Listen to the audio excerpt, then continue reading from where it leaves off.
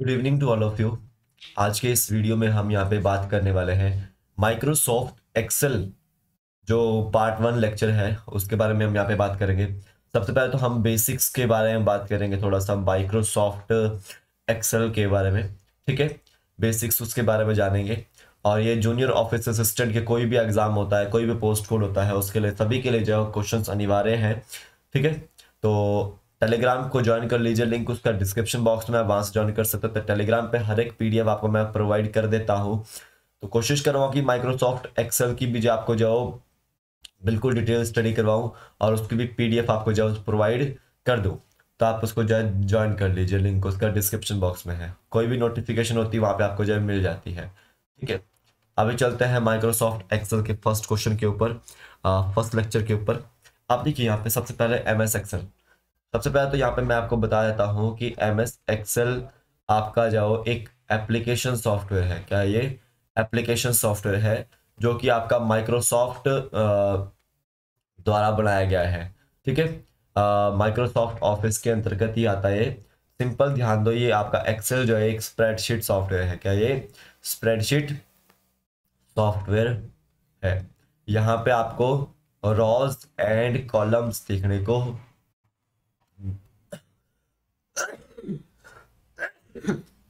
मिलते हैं।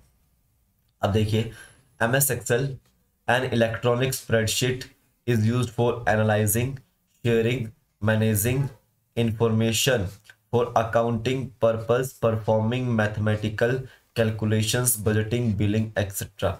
सिंपल ध्यान दो, एम एस एक्सेल एक इलेक्ट्रॉनिक स्प्रेडशीट सॉफ्टवेयर है जिससे हम एनालाइज कर सकते हैं, शेयर कर सकते हैं या फिर मैनेज कर सकते हैं इन इंफॉर्मेशन को, ताकि हम अकाउंटिंग पर्पस के लिए जाओ उसको यूज कर सके, या फिर अकाउंटिंग पर्पस के लिए जाओ अगर हमको कैलकुलेशंस को परफॉर्म करना है या बजटिंग करनी है या बिलिंग करनी है तो हम जो है उसको यूज कर सके।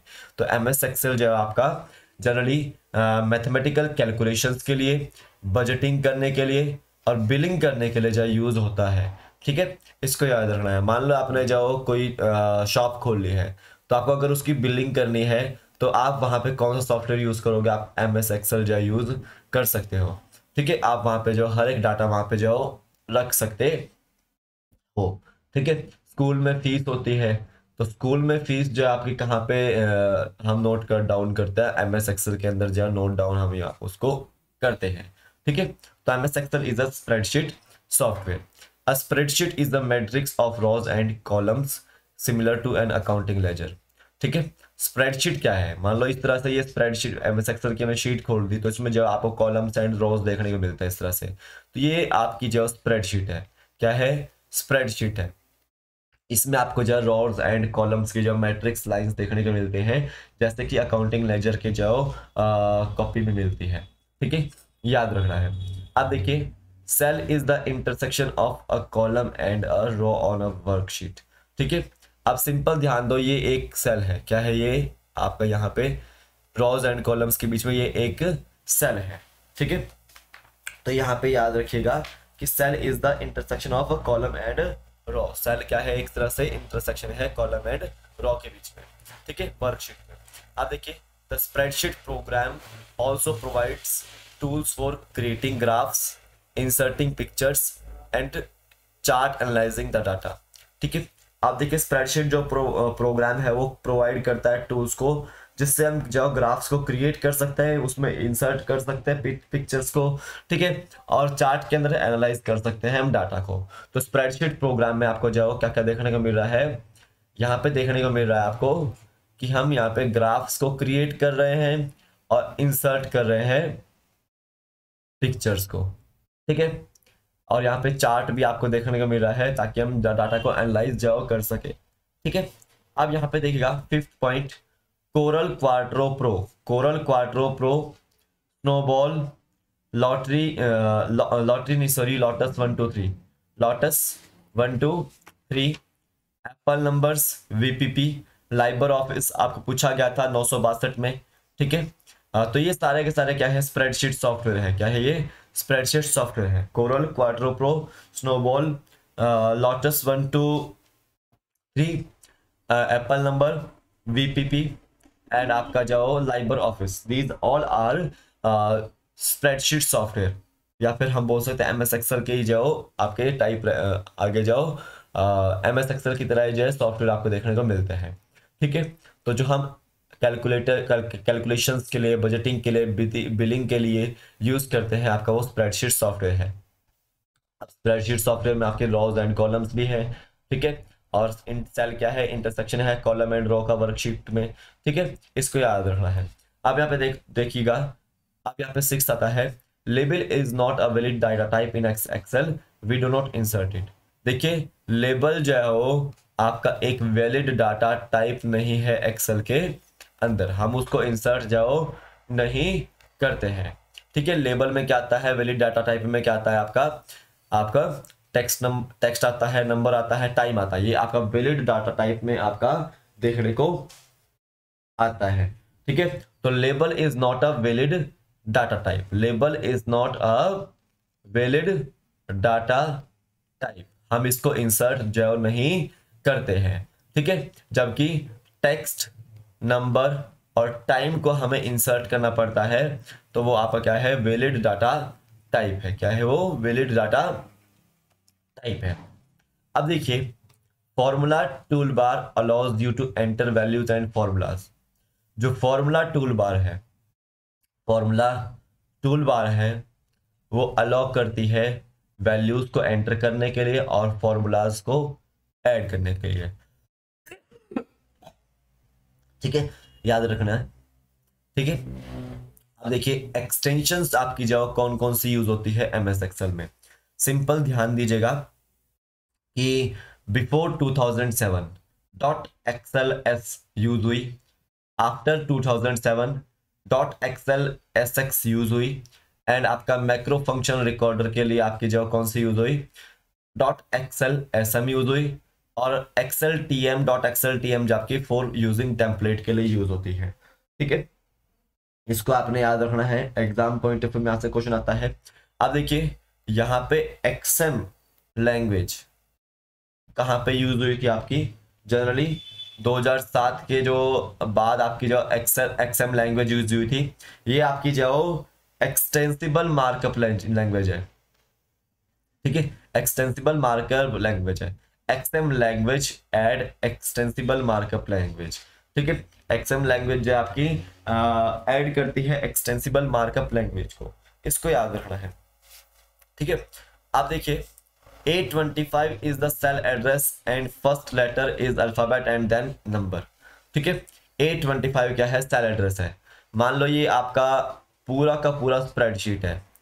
ठीक है, ये हमने जो इसमें लाइंस क्रिएट कर दी, कॉलम्स एंड रोज बना दिए, तो यहाँ पे हम जाओ ए डाल दें, यहाँ पे हम जब बी डाल दें, यहाँ पे सी डाल दें, यहाँ पे डी डाल दें, यहाँ पे 1 2 3, तो देखो यहाँ पे फर्स्ट कॉलम का नंबर क्या हो जाएगा, A1, सेकंड का हो जाएगा B1, C1 थर्ड का, फोर्थ का D1, और देखो A2 सेकंड का, B2 इधर का, C2 इधर का, और D2 इधर का। तो सिंपल ध्यान दो, A25 क्या है, यहाँ पे एक सेल एड्रेस है। ये आपका A1 क्या है, यहाँ पे फर्स्ट सेल एड्रेस, मैंने आपको बताया ना अभी पीछे कि आपका जाओ फर्स्ट, आपका जाओ अभी नहीं आया। ठीक है, फर्स्ट सेल एड्रेस क्या है, आपका A1 है, लेकिन आपको याद रखना A25 is also a cell address. And यहाँ पे याद रखो एक और चीज कि सेल एड्रेस का पहला लेटर जो अल्फाबेट होता है। ठीक है, एंड दूसरा जो आपका लेटर होगा वो नंबर होगा कोई। ठीक है, तो देखो यहाँ पे A1 की बात करते हैं, तो A क्या है, अल्फाबेट है, उसके बाद क्या आएगा, नंबर आएगा कोई। A25 आपका जो पहला देखो एड्रेस, पहला नंबर क्या है, अल्फाबेट है, और दूसरा क्या है, नंबर है। ठीक है, तो इसमें ध्यान दो, first letter is alphabet and then number. ठीक है, अब ध्यान दीजिएगा, by mistake you delete a record in the sheet, which command can be use to restore it immediately. देखो, बाय मिस्टेक जो अगर आपसे कोई जो शीट में से रिकॉर्ड डिलीट हो गया, तो आप रिस्टोर करने के लिए कौन सा जाओ कमांड दोगे, तो हम उसमें क्या करेंगे, अनडू करेंगे, Ctrl+Z। ठीक है, अनडू करेंगे। अगर हमको रीडू करना है तो Ctrl+ हम Y दबाएंगे। ठीक है, Ctrl+Y दबाएंगे, इसको ध्यान दीजिएगा। ठीक है, अब आगे चलते हैं थोड़ा सा। देखिए, first cell in MS excel worksheet is labelled as A1। पहला जो सेल था मैंने आपको दिखाया यहाँ पे कि पहला सेल था, यहाँ पे देखिए कि जो पहला सेल था वो क्या था, A1 था। क्या था यहाँ पे, A1 था। ठीक है, तो first cell in MS excel worksheet is labelled as A1। ठीक है, अब देखिए कलेक्शन ऑफ ग्रिड, कलेक्शन और grid of columns and rows is called as worksheet. देखो कॉलम्स एंड रोज के आपके जो कलेक्शन होता है या फिर ग्रिड होता है उसको क्या बोलते हैं, आप वर्कशीट बोलते हैं। क्या बोलते हैं उसको, वर्कशीट बोलते हैं। ठीक है, इसको ध्यान देना है। An excel workbook is a collection of worksheets. तो देखो यहाँ पे जो एक्सेल वर्कबुक है वो क्या है, वो कलेक्शन ऑफ वर्कशीट्स है। कलेक्शन ऑफ वर्कशीट्स है। तो जहां पे वर्कबुक या वर्कशीट्स आया, स्प्रेडशीट आए, ठीक है, तो वहां पे आपका जो आंसर एमएस एक्सेल ही होगा। ठीक है, इसको याद रखना है। अब देखिए in order to perform a calculation in a spreadsheet you need to use a formula.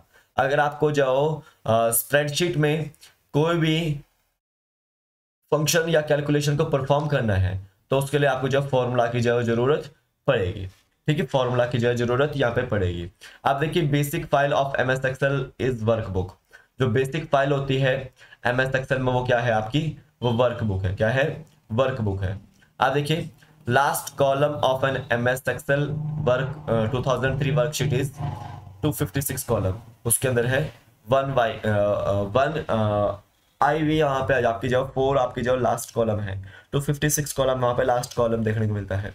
अब देखिए last column of an MS excel 2007 worksheet is XFD 16,384 columns यहाँ पे देखने को मिलते हैं। ठीक है, अब देखिए name box of MS excel displays the address of the active cell. ठीक है, जो आपकी करंट स्लाइड चली हुई है, करंट आपका जो स्प्रेडशीट खुला हुआ है वो आपका क्या है, एक्टिव सेल है। क्या है वो, एक्टिव सेल है। तो देखिए जहां पे एमएस एक्सेल में नेम बॉक्स डिस्प्ले होगा तो वो आपका एड्रेस बताएगा उस एक्टिव सेल का। ठीक है, उस एक्टिव सेल का एड्रेस जो बताएगा। ठीक है, तो आज की वीडियो बस इतना ही थे। कल हम इसके जवाब कुछ और क्वेश्चंस करेंगे, रोज कितनी होती है, कॉलम्स कितने होते हैं, जहां से क्वेश्चन आपको बन सकता है कल हम वो करेंगे। ठीक है, यहां से भी क्वेश्चन बन सकता है, इसको भी ध्यान दीजिएगा। और आज की वीडियो में बस इतना ही करना था हमने। तो टेलीग्राम को ज्वाइन कर लीजिए, लिंक उसका डिस्क्रिप्शन बॉक्स में है, वहां से आप ज्वाइन कर सकते हैं। आज की वीडियो को देखने के लिए धन्यवाद। आपका दिन शुभ हो। जय हिंद, जय भारत।